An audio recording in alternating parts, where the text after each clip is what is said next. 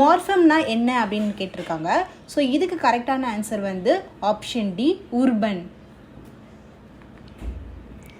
அடுத்து பாருங்கள், அலுவலகம் சார்ந்த கலை சொல். ஸோ இதில் வந்து பொறுத்துக்க கேட்டிருக்காங்க. ஸோ கரெக்டாக நம்மளை பொறுத்த சொல்லியிருக்காங்க. ஸோ ஃபஸ்ட்டு பார்க்கலாமா?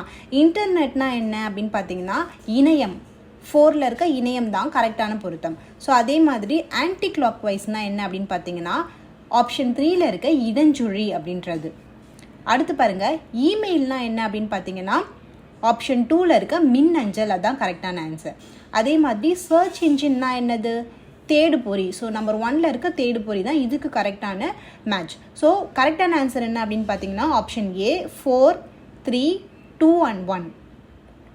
ஸோ அடுத்து பாருங்கள், காணொளி கூட்டம். ஸோ இதுக்கு தமிழ் சொல் என்னன்னு இங்கிலீஷ் சொல் என்னன்னு கேட்டிருக்காங்க.